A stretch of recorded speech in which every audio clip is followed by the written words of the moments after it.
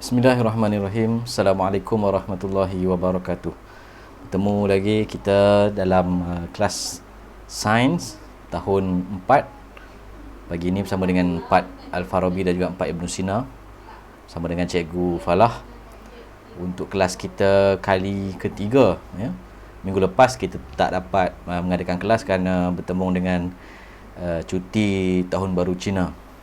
Alhamdulillah, bagi memulakan kelas kita pada petang ini ataupun pada pagi ini, marilah kita mulakan dengan sama-sama kita membaca doa. Bismillahirrahmanirrahim. Alhamdulillahirabbil alamin wassalatu wassalamu ala asyrafil anbiya wal mursalin wa ala alihi washabbihi ajmain. Allahumma aftah alaina hikmataka wanshur alaina min khazain rahmatika ya arhamar rahimin. Rabbi shrah li sadri wa yassir li amri wahlul 'uqdatam min lisani yafqahu qawli. Baik, anak-anak pelajar yang dikasihi sekalian, pada hari ini kita akan gunakan buku teks muka surat 8 dan 9. Kita akan sambung pengajian kita tentang dalam topik pertama, iaitulah kemahiran saintifik, kemahiran proses sains yang kedua untuk tahun 4, seperti yang cikgu sebutkan sebelum ini. Kemahiran proses sains yang semuanya ada 12, 6 telah pun dipelajari semasa tahun 3. Jadi untuk tahun 4 ni kita akan masuk yang ke-7 dan ke-8 lah. Tapi dalam tahun 4 masa ini yang kedua lah. Yang pertama kita belajar iaitu tentang menggunakan hubungan di antara ruang dan masa. Menggunakan perhubungan ruang dan masa. Jadi kaedahnya ialah apabila kita lihat sesuatu fenomena dan juga dikaitkan dengan masa, maka perlu ditentukan parameternya. Parameter dia apa? Misalnya aiskrim, setelah 10 minit dia makin cair, dan setelah 20 minit dia cair lagi. Jadi kita nak kaitkan dengan masa. Jadi kita sebut apabila masa bertambah, apa parameter yang berubah? Mungkin bentuknya ataupun saiznya. Kita sebut bentuknya tidak menjadi tidak sekata, ataupun apabila masa bertambah, saiznya menjadi semakin mengecil. Jadi itu yang sepatutnya. Ada ustaz tengok ada beberapa pelajar yang dapat faham, dan ada juga sebahagian kecil beberapa pelajar yang belum faham konsep ini dalam melalui tugasan yang telah pun dihantar pada 2 minggu yang lalu. Ustaz telah semak kerja-kerja sekolah, dan Ustaz dapati ada pelajar yang belum faham. Jadi apabila diminta untuk kamu menggunakan perhubungan antara ruang dan masa, mesti menggunakan ayat dalam bentuk apabila masa bertambah. Dan kemudian lihatlah parameter yang berubah. Adakah saiznya berubah, apakah isi padunya berubah, lokasinya berubah, kan? Lalu kita sebutlah apa bentuk perubahannya. Adakah semakin bertambah, semakin berkurang, semakin besar, semakin kecil, ataupun menjadi tidak sekata.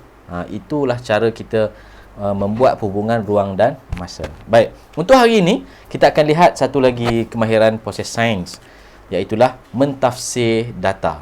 Mentafsir data. Boleh rujuk buku teks pada muka surat 8 dan 9.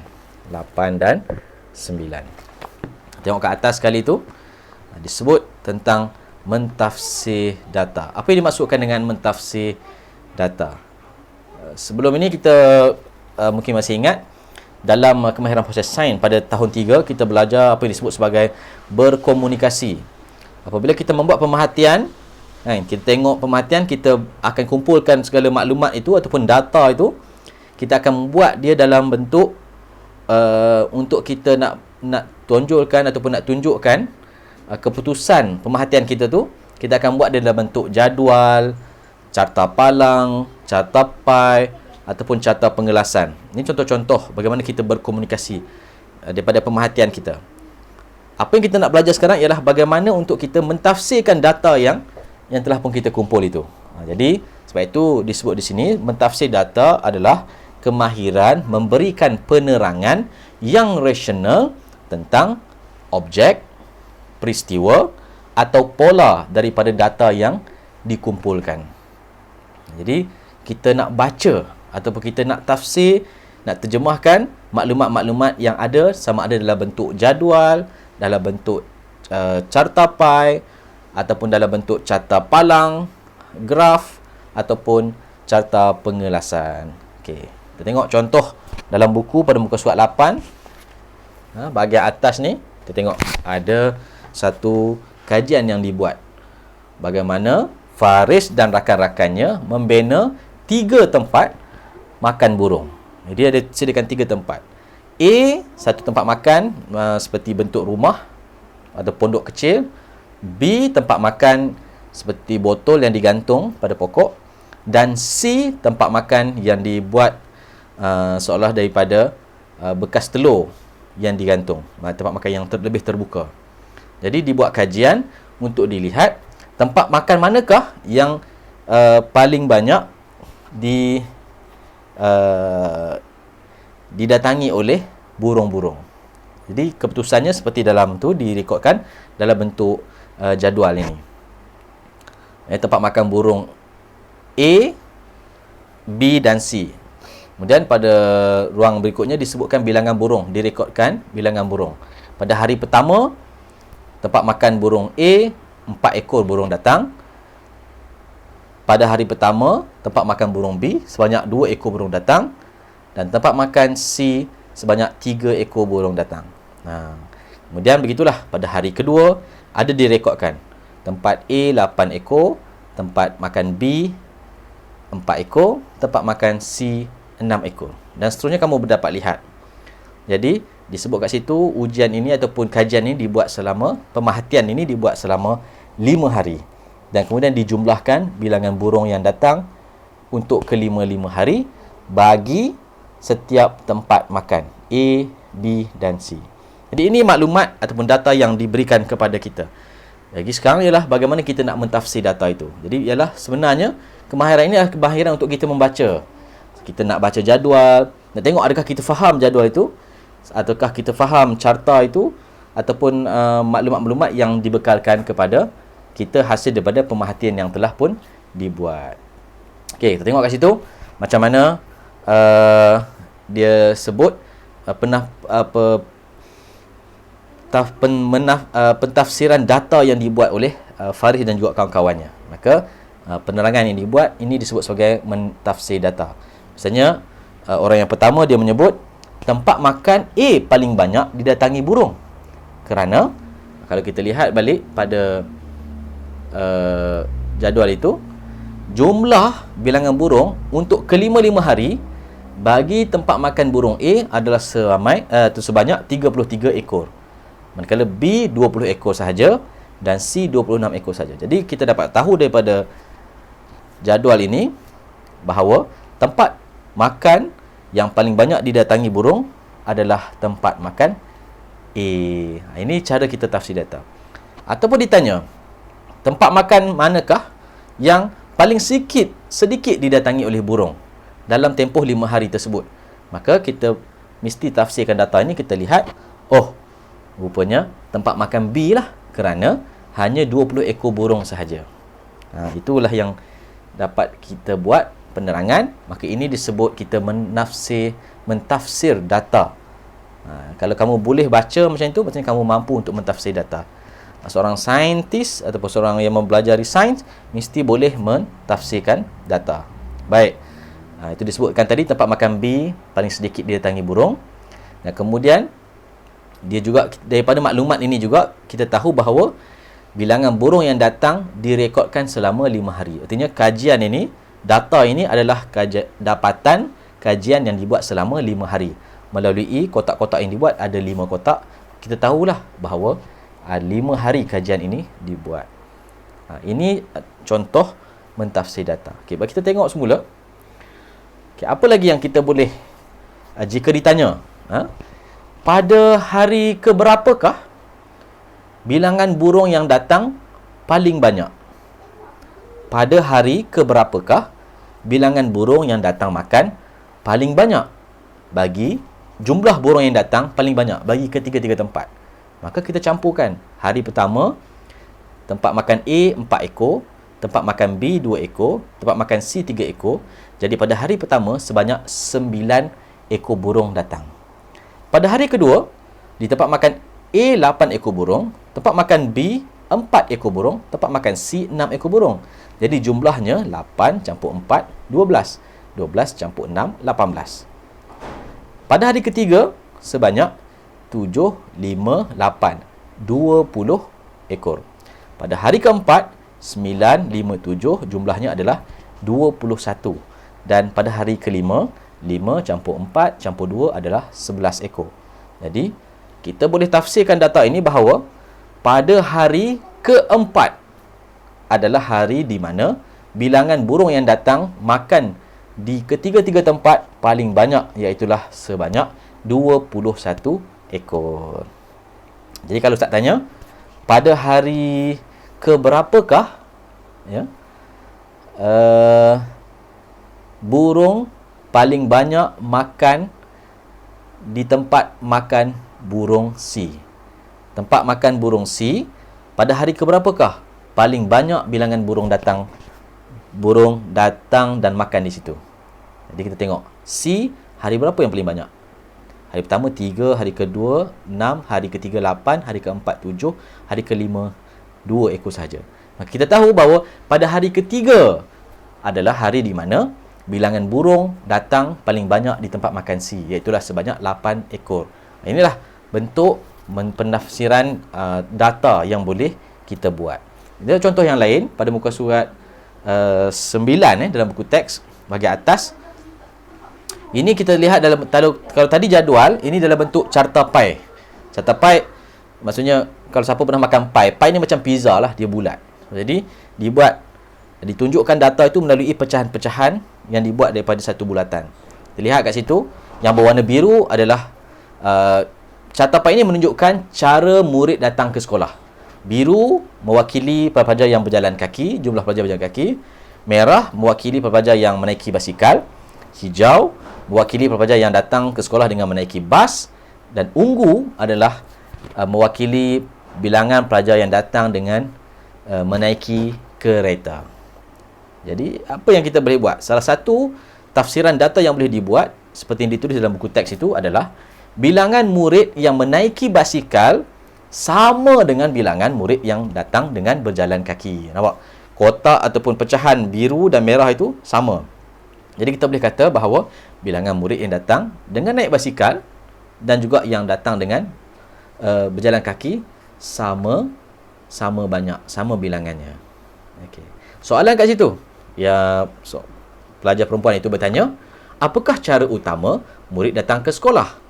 Okey, cara utama artinya cara yang paling banyak, paling ramai bilangan pelajar menggunakan cara tersebut untuk datang ke sekolah. Maka bahagian yang berwarna hijau itu yang paling besar, yang mewakili menaiki bas. Jadi fahamlah kita, dapat kita buat tafsiran data daripada carta pie ini bahawa bilangan murid yang paling ramai adalah dengan menaiki bas ke sekolah. Okey. Bilangan murid datang ke sekolah dengan menaiki bas adalah yang paling banyak. Jika soalan ditanya, apakah cara murid datang ke sekolah yang paling sedikit? Cara apakah yang paling sedikit digunakan oleh pelajar untuk datang ke sekolah?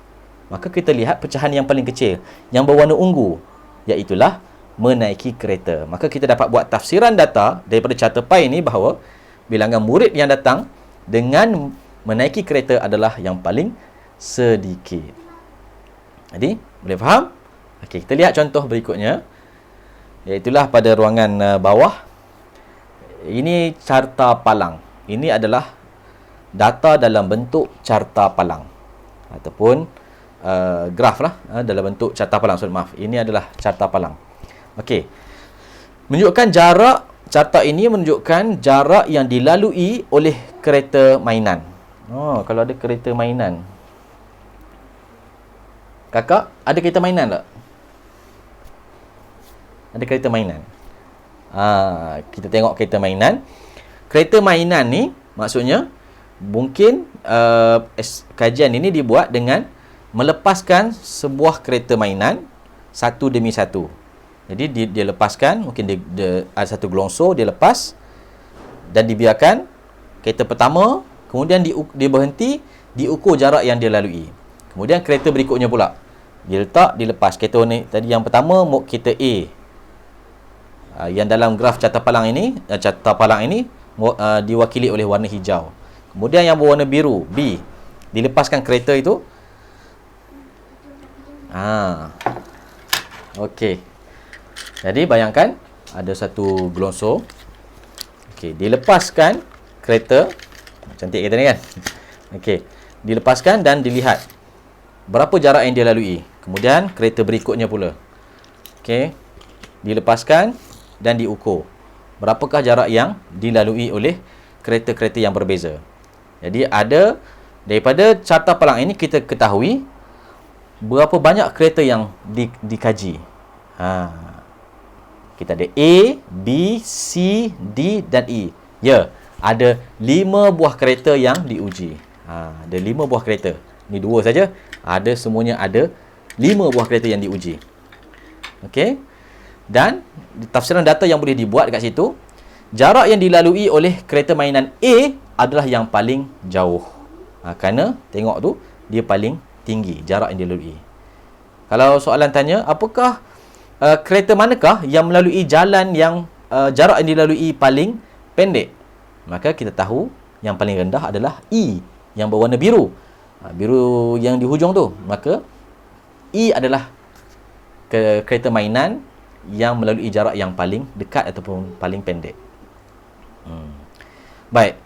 Soalannya, berapa yang ada kat situ? Berapakah perbezaan jarak yang dilalui oleh kereta mainan A dan E? Maka kita mesti boleh membaca carta palang ini. Bukan sekadar menafsirkan yang mana paling jauh, yang mana paling dekat, tapi kita boleh baca kerana dia ada angka kat situ. Jadi yang hijau A, jaraknya adalah sebanyak 50 cm.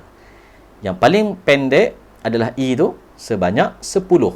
Maka perbezaan jarak 50 tolak 10, jawapannya adalah 40 cm.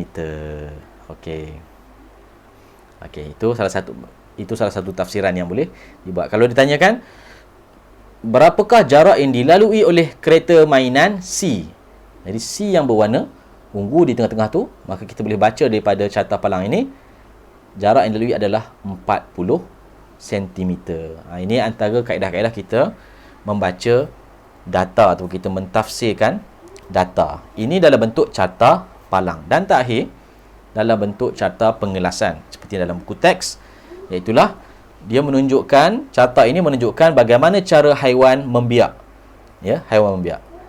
Dibahagikan kepada 2 bahagian, itulah yang bertelur dan juga yang melahirkan anak.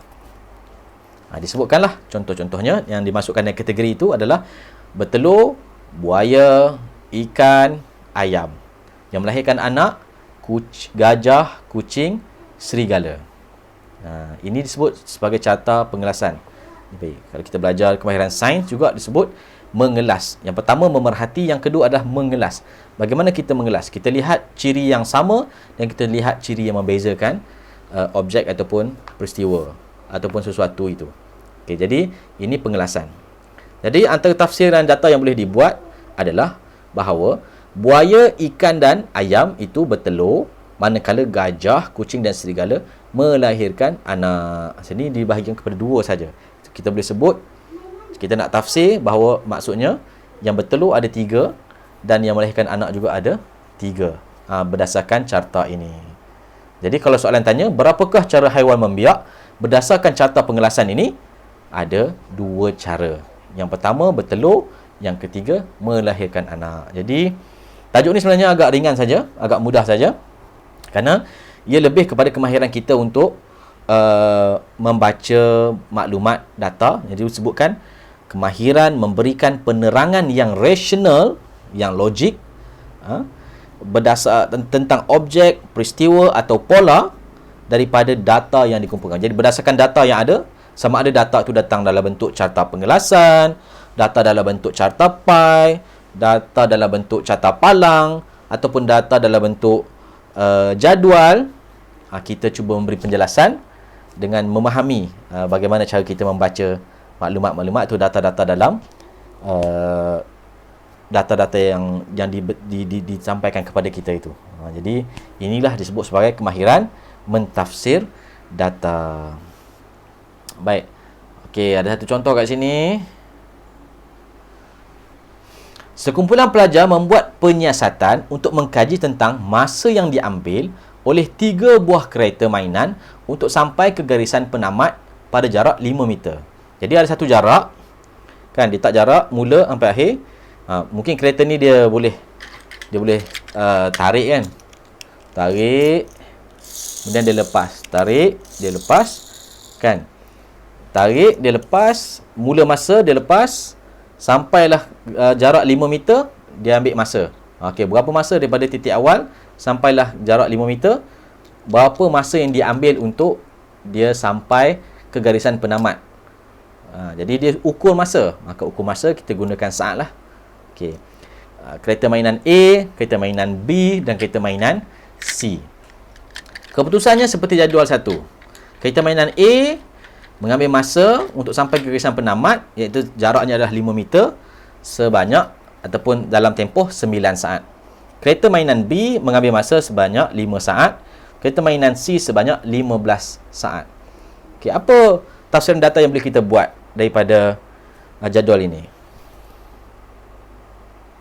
Ya, kita boleh menyebutkan bahawa salah satu tafsiran datanya adalah kereta yang mengambil masa yang paling pendek ataupun paling cepat ataupun yang paling, kita kata paling laju untuk sampai ke garisan penamat adalah kereta mainan B.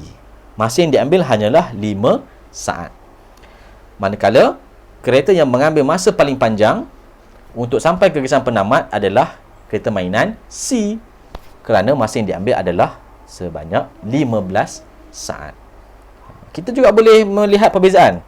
Berapakah perbezaan masa yang diambil untuk sampai ke garisan penamat oleh kenderaan kereta mainan B dan C misalnya.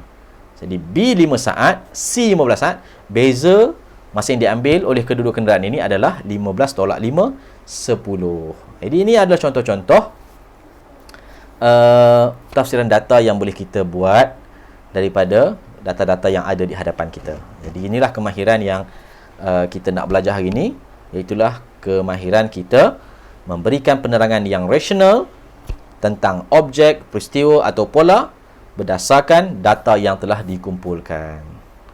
Jadi itu adalah tajuk kita pada hari ini.